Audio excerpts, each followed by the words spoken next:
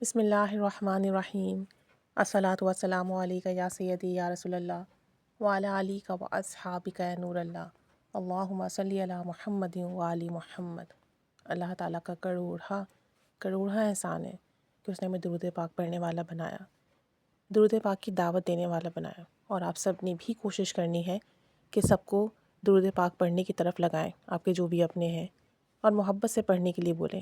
چند بار پڑھیں، چند سو بار، چند ہزار بار، لیکن اللہ اور اس کے رسول صلی اللہ علیہ وآلہ وسلم کی محبت میں پڑھیں۔ پھر دیکھیں زندگی کیسی بدلتی ہے، کیسی خوبصورت ہو جائے گی انشاءاللہ تعالیٰ۔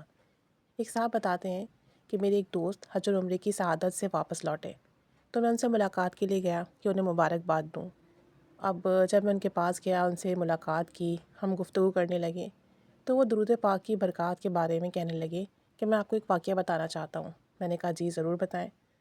تو کہنے لگے کہ میں اپنے گاؤں گیا اور وہاں مسجد میں میرے ایک پرانے جاننے والے صاحب مل گئے۔ اب نماز کے بعد ہم بہت دیر تک آپس میں بات چیت کرتے رہے، دین کی باتیں ہونے لگیں، مختلف اعمال اور ذکر کی باتیں ہونے لگیں۔ کہتے ہیں کہ بات چیت چلتے چلتے درود شریف کی برکت پر آ پہنچی، اور وہ صاحب کہنے لگے کہ درود پاک کی برکت اتنی زیادہ ہے، اتنی کرامات ہیں کہ جتنا بھی اس کے بارے میں بیان کیا جائے نا، ہم اس کی برکات و کرامت بتا نہیں سکتے۔ اور کہتے ہیں کہ کافی عرصے پہلے میں حج پر گیا، ایک دن میں خانہ کعبہ کے صحن میں بیٹھا ہوا تھا، تو دیکھا کہ میرے سامنے ایک بزرگ بیٹھے ہوئے ہیں اور ان کے گلے میں کارڈ تھا، تو مجھے لگا وہ پاکستانی ہے۔ میں نے ان سے سلام دعا کی۔ اب میں ان کے پاس گیا، جب سلام دعا کی تو میں نے پوچھا آپ پاکستان میں کہاں رہتے ہیں؟ وہ بزرگ بولے کہ میں فلاں شہر سے ہوں۔ انہوں نے اپنا بتایا مجھے، اور میں نے ان سے کہا کہ آپ یہاں کب آئے؟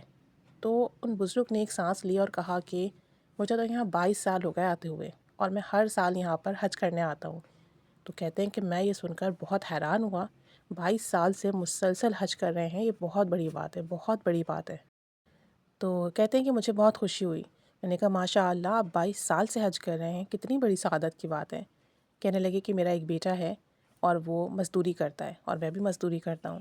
اب یہ سن کر مجھے تھوڑا تعجب ہوا کہ ایک شخص مزدوری کرتا ہے اور حج کے اتنے سارے خرچے ہوتے ہیں، تو وہ کس طریقے سے مینیج کرتے ہوں گے۔ تو میں نے کہا کہ صاحب آپ کے اسباب کیسے بنتے ہیں؟ تو انہوں نے کہا کہ اللہ تعالیٰ بناتا ہے اسباب، کیونکہ میں درود ابراہیمی پڑھتا ہوں، اور درود ابراہیمی پڑھنے کی برکت سے اللہ نے مجھ پر یہ کرم فرمایا ہے۔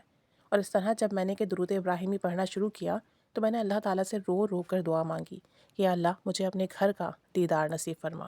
چنانچہ کچھ دن کے بعد ایک جاننے والے نے مجھ سے رابطہ کیا اور مجھے کہا کہ کیا آپ حج پر جانا چاہتے ہیں؟ انتظامات میں کر کے دوں گا۔ اور یوں میں حج اور عمرے کے لیے یہاں آ پہنچا۔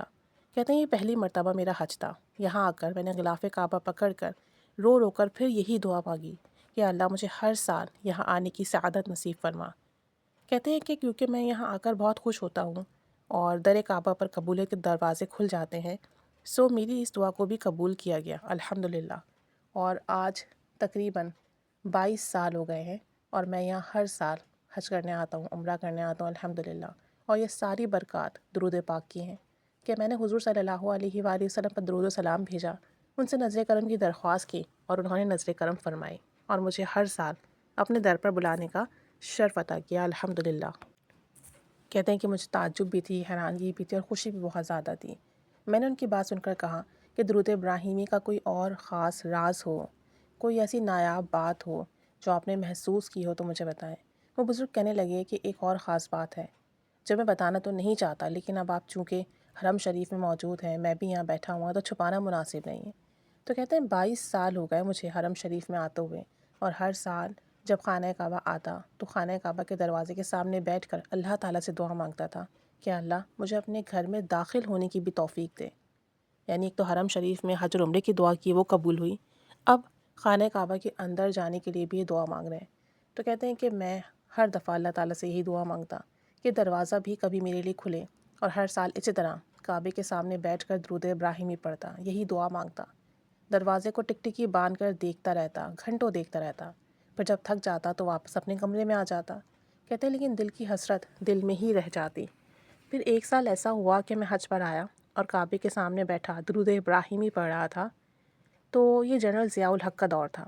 میں نے دیکھا کہ جنرل ضیاء الحق مرحوم حرم شریف میں تشریف لائے ہیں، داخل ہوئے ہیں اپنے لشکر کے ساتھ، جو بھی ان کا پروٹوکول تھا ان کے ساتھ۔